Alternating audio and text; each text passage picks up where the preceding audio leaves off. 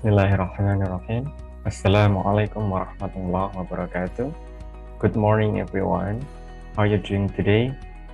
I hope all of you are doing just fine in this pandemic, and hopefully we are always in the protection of Allah Subhanahu wa Ta'ala. Amin ya Rabbal Alamin.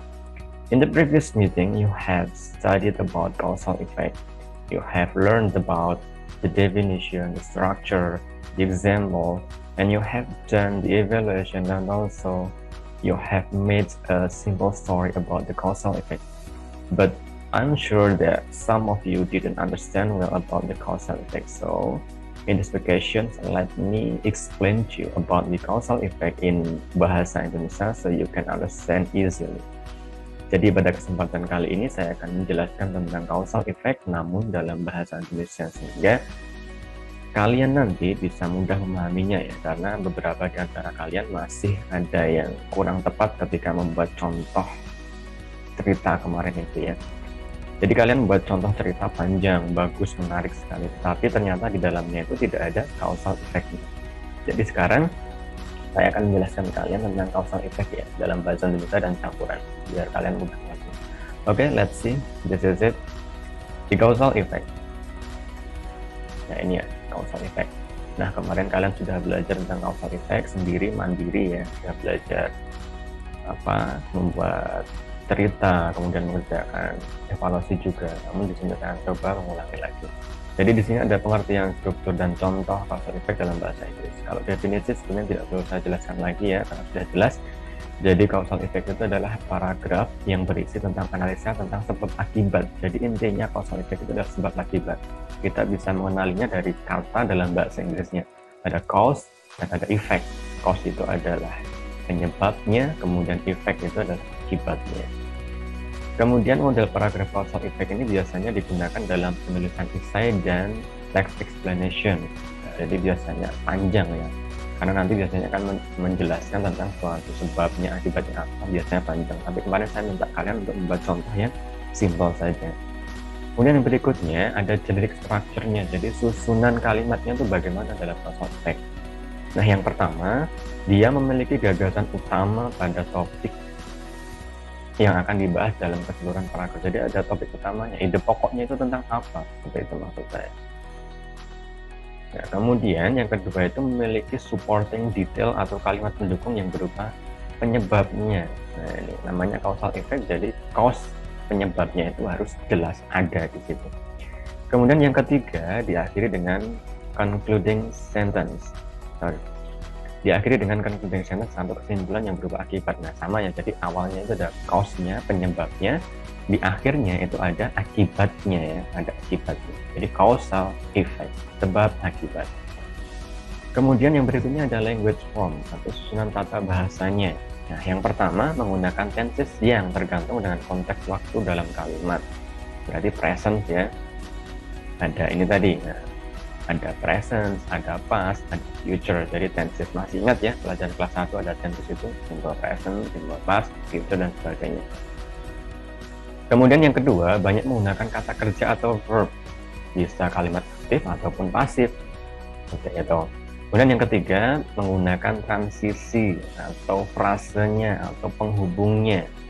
Ada contohnya yang di sini ada due to, ada because, consequently, as a result, dan causes. Jadi ini penghubungnya penting ya, because of, because, due to, dan sebagainya.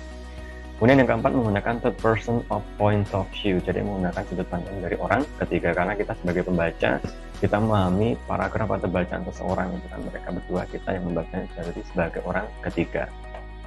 Nah, phrases used in causal effect, jadi ini adalah frasa atau penghubung yang digunakan dalam causal effect. Ada banyak ya, ada due to, ada because of, ada owing to, thanks to, as a consequence of, as a result of, because, since, as for, dan sebagainya.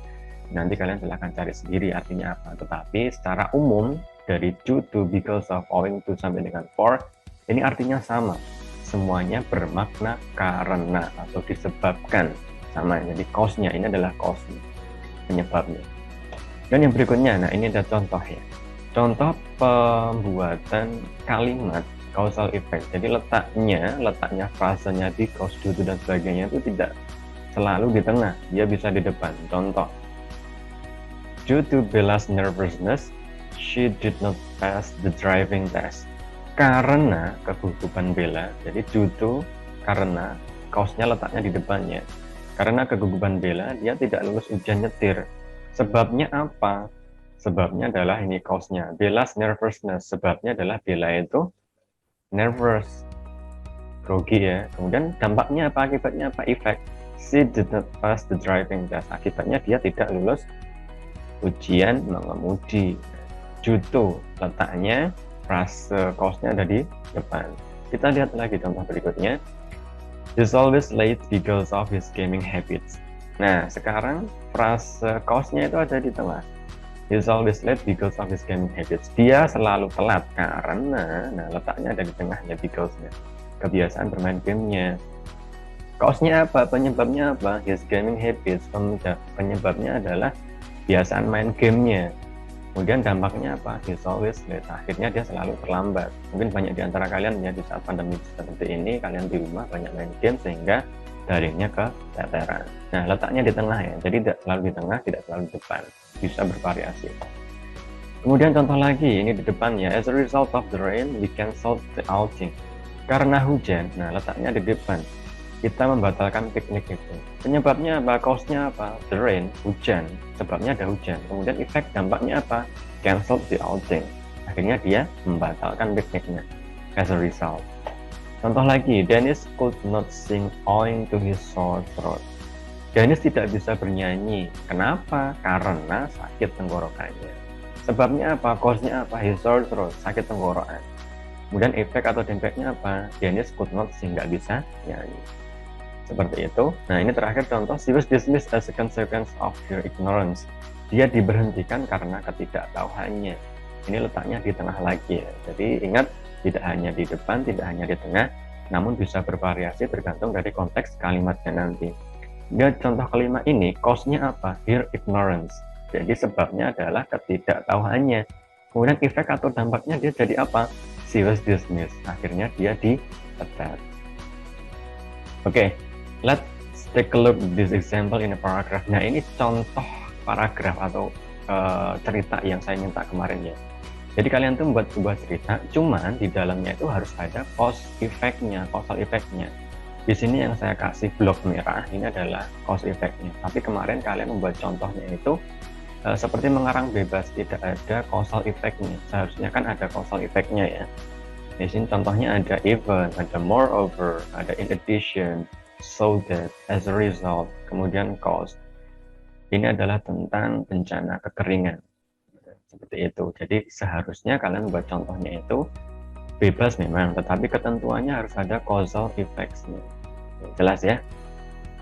Nah, simpel saja karena kemarin kalian sudah belajar mandiri, sudah saya jelaskan secara tertulis juga, masih ada catatannya. Jadi untuk yang tugas hari ini, the assignment is this. Assignment, translate the paragraph into Indonesian. Jadi tugas kalian hari ini adalah menerjemahkan ini tadi ya, bacaan ini tadi ke dalam bahasa Indonesia. Tugasnya sudah ada di ikhlas ya. Silakan nanti langsung masuk ke menu tugas TMT or TMTT, kemudian dikerjakan tugasnya.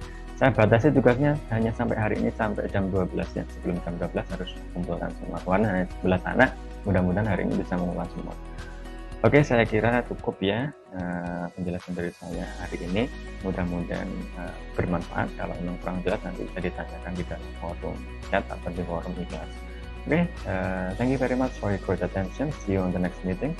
Wassalamualaikum warahmatullahi wabarakatuh.